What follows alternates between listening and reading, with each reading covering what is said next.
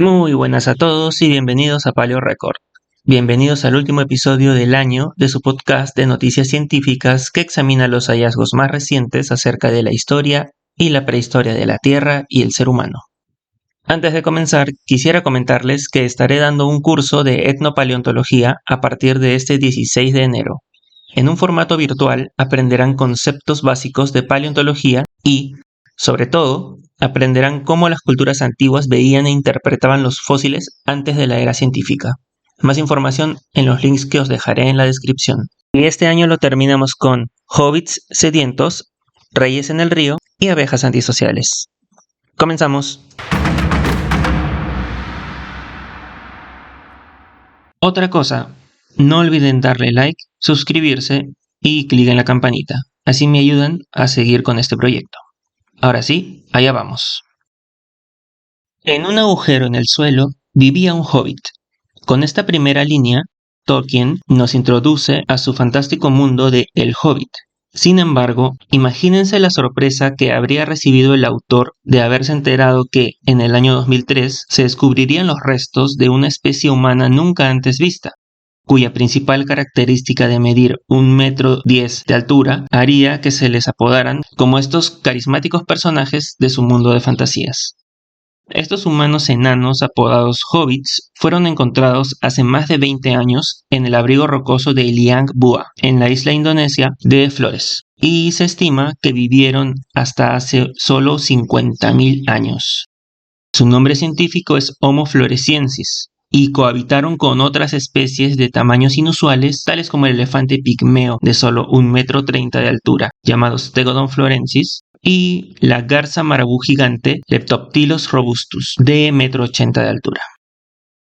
Estos tamaños tan poco comunes surgieron como resultado de un fenómeno conocido como ley de Foster, en donde los animales grandes que colonizan una isla se van encogiendo con el paso de las generaciones para volverse más eficientes en el uso de los recursos, mientras que los animales pequeños se vuelven más grandes debido a la falta de depredadores.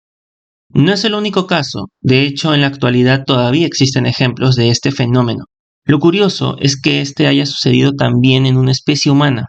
Obviamente, estas impresionantes criaturas, así como estas enigmáticas personas, ya no existen.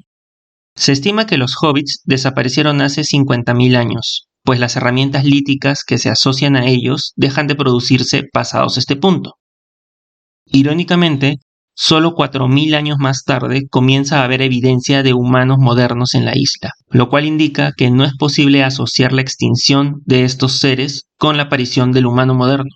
En este estudio titulado La aparición de una aridificación de verano y el declinio de Homo floresiensis en Liang Bua hace 61.000 años, escrita por Michael Gagan y colaboradores, publicado en la revista Communications, Earth and Environment, la cual forma parte de la revista Nature, se busca identificar las causas reales de la desaparición del Homo floresiensis.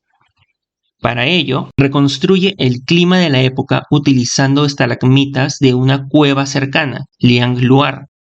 Los científicos midieron dos indicadores, el oxígeno 18, que revela el tipo de lluvia estacional, es decir, la lluvia del monzón de verano o la lluvia de los vientos alisios de invierno, y la relación de magnesio y calcio, que sirve como un indicador más directo de la cantidad de lluvia, pues una mayor relación de magnesio y calcio implica menos lluvia.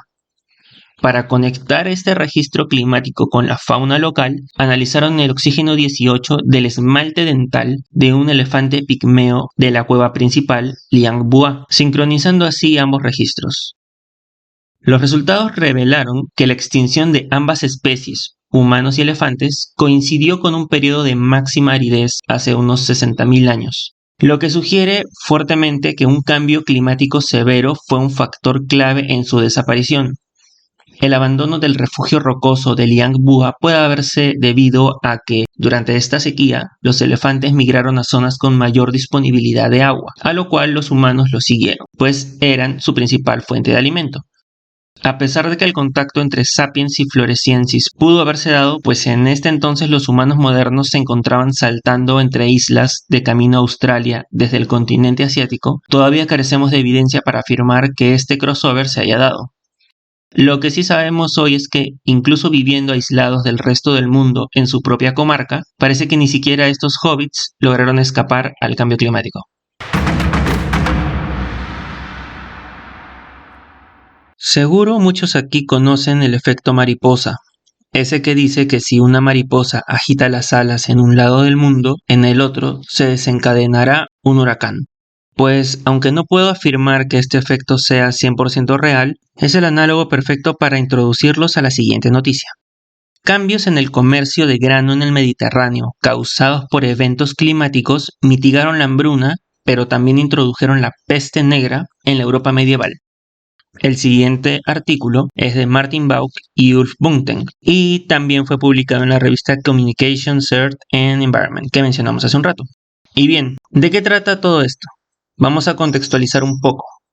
Una de las pandemias más devastadoras registradas en tiempos históricos ha sido la infame peste negra, especialmente el brote que se dio entre los años 1347 y 1353. Como es natural, desde ese entonces se intenta encontrar el origen de esta devastadora plaga. Y como es natural, muy probablemente hubo una serie de eventos independientes que contribuyeron a que este terrible suceso se diera. Y aquí los vamos a revisar. Los científicos que escribieron este artículo propusieron que hubo una compleja interacción entre vulcanismo, cambios en el comercio marítimo de granos y hambrunas transregionales que devinieron en el establecimiento de esta enfermedad en la Europa del siglo XIV. Entonces, ¿cómo fue la cosa? Basándose en datos obtenidos de núcleos de hielo de la Antártida y Groenlandia, lograron determinar que hubo una inyección de sulfuro en la atmósfera más o menos alrededor del año 1345. Esto es un fuerte indicador de que hubo una erupción volcánica. También determinaron, por medio de la misma metodología, que esta erupción parece haber sido precedida por al menos otras 3 erupciones durante los años 1329, 1336 y 1341. Aparte, fuentes independientes de la época en Japón, China, Alemania, Francia e Italia reportaron una disminución del brillo solar y un incremento de nubosidad entre 1345 y 1349. Usando datos obtenidos de los anillos de árboles de la época, una metodología conocida como dendrocronología, descubrieron que hubo una disminución de la temperatura durante los veranos de 1345, 46 y 47. Los registros provinieron de árboles del norte de Escandinavia, los Alpes austriacos, los Pirineos centrales de España, la isla de Córcega y el norte de Grecia. Finalmente, para complementar todo este cóctel de información paleoclimática, se utilizaron registros de la época acerca de cambios en el clima y en la producción agrícola en diferentes regiones de Europa y el Mediterráneo, registros que van desde el otoño de 1345 en adelante. ¿Por qué? Recordemos que gran parte de las ciudades de la Europa medieval dependían del comercio de granos y productos agrícolas para garantizar su seguridad alimentaria. Entonces, con todo este cúmulo de datos e información, se logró reconstruir la historia. Alrededor del año de Nuestro Señor de 1345, una erupción o un conjunto de erupciones volcánicas aún de origen desconocido provocaron una disminución de la temperatura en gran parte del sur de Europa durante este y los 2 años subsecuentes. Como era de esperarse para esta zona y, particularmente en la Italia medieval, esta disminución de temperatura generó un incremento en la humedad que derivó en inundaciones y en la erosión del suelo. Para 1347, con las cosechas arruinadas, las entonces repúblicas de Venecia, Génova y Pisa se vieron forzadas a importar granos de un vecino lejano, la Horda Dorada, un estado del Imperio Mongol cercano al mar de Azov. Italia se salvó de la hambruna, pero el grano importado de Asia trajo consigo pulgas infectadas con la bacteria Yersinia pestis, la cual se expandió por Europa a través de la red marítima de comercio del Mediterráneo, generando así la segunda y más letal pandemia de peste bubónica de la historia de la humanidad, una historia que esperamos jamás se repita.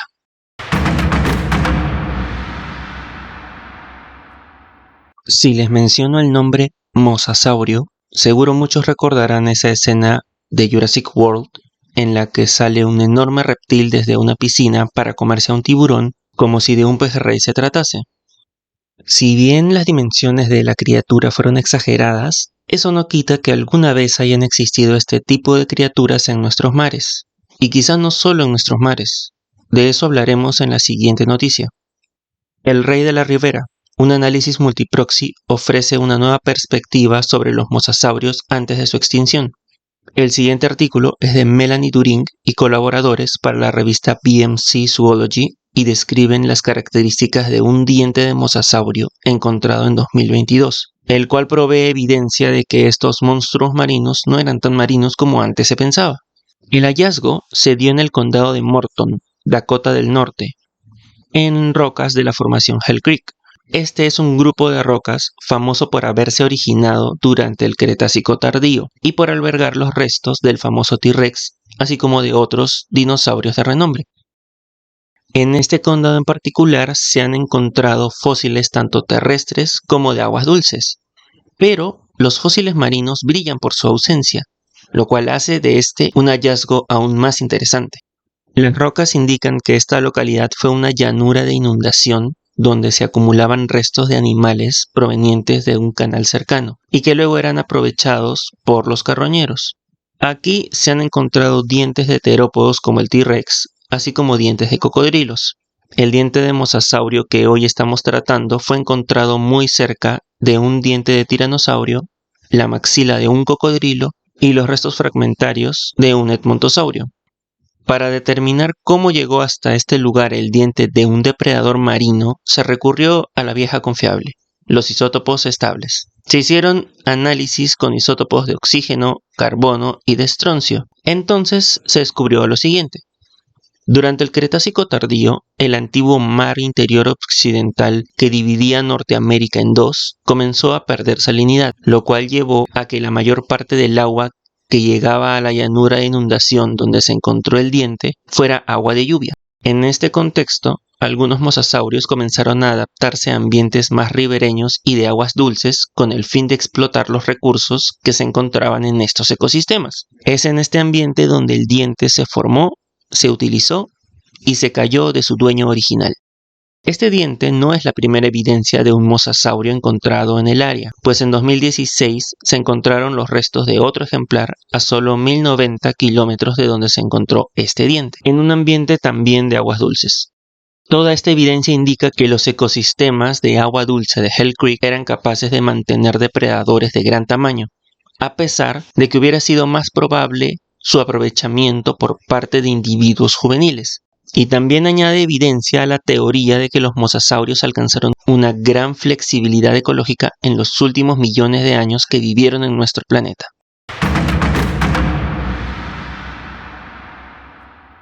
¿Sabían que el 90% de las especies de abeja son solitarias y viven en madrigueras subterráneas? Si bien estamos acostumbrados a las abejas mieleras que viven en colmenas, estas solo representan menos de un 10% de todas las especies de abejas que habitan nuestro planeta.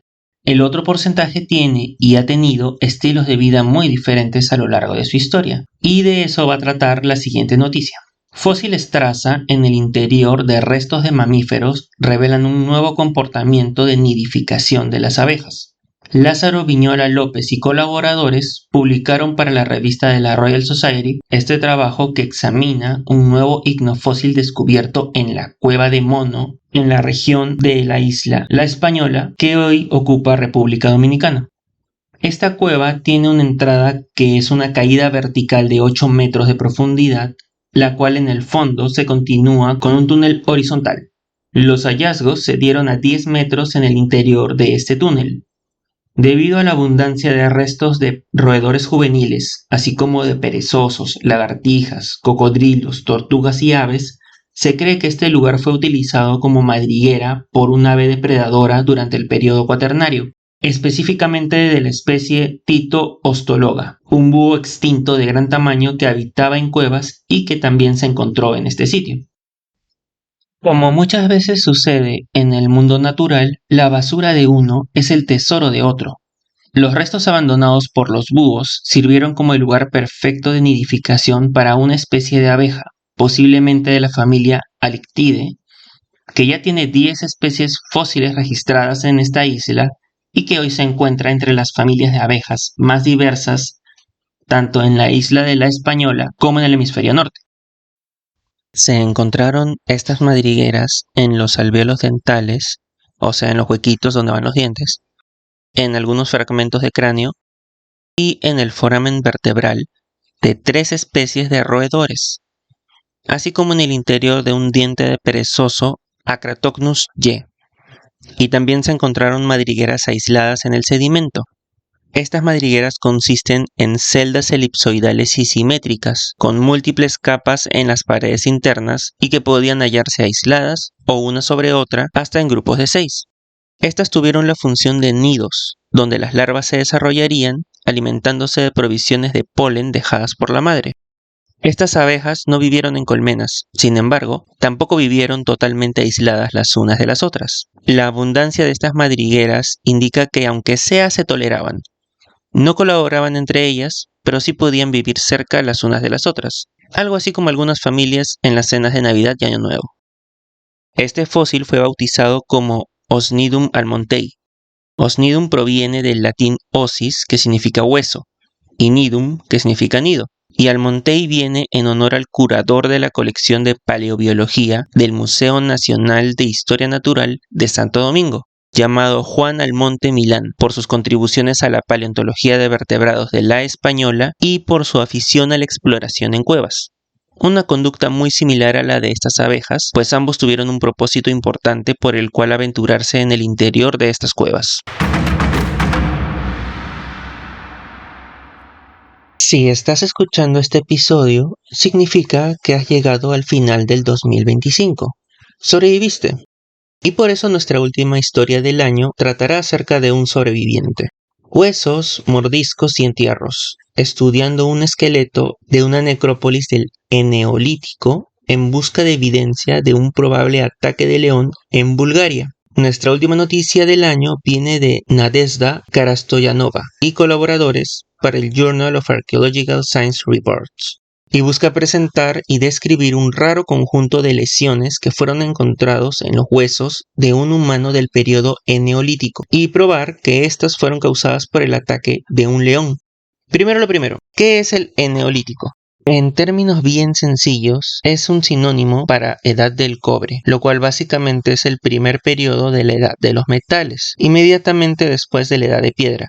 Cuando terminó la última glaciación y el león cavernario dejó de existir, los leones africanos que conocemos los reemplazaron en Europa. En Bulgaria se tienen registros de leones desde el Neolítico hace unos 6.000 años aproximadamente.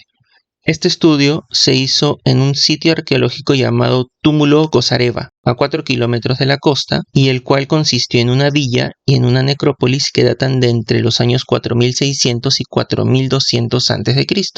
El individuo en cuestión se trataba de un hombre de entre 20 y 25 años, de casi 1,77 m de altura, con signos muy claros de anemia y malnutrición. Lo más importante que se encontró fueron lesiones muy específicas en la bóveda craneana y en algunos huesos de las extremidades. Las lesiones del cráneo eran pequeñas fosas de tamaño similar y de forma irregular, así como una apertura en el lado izquierdo de la cabeza y una astilla de hueso fusionada dentro del cráneo. Aparte se encontraron lesiones similares en las dos tibias, en el radio y húmero izquierdos y en la clavícula izquierda.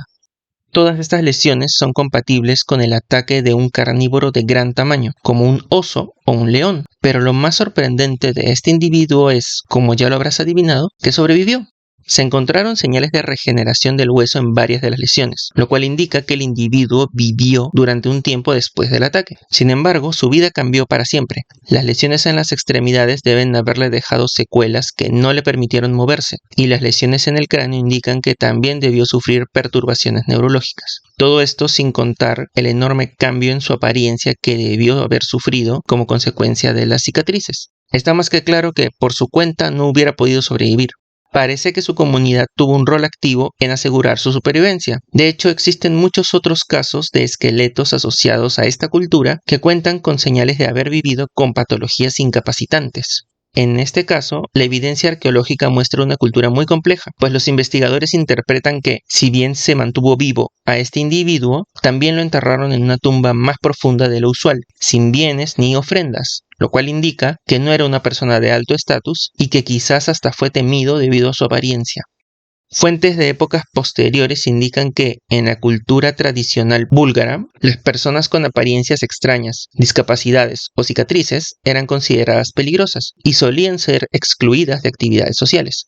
A pesar de que no existe evidencia de una continuidad entre la cultura de la Edad del Cobre de Bulgaria y su cultura tradicional más reciente, este caso todavía sirve para demostrar la gran variedad de interpretaciones que diferentes culturas les dieron a estos individuos y los tratos que tuvieron para con ellos.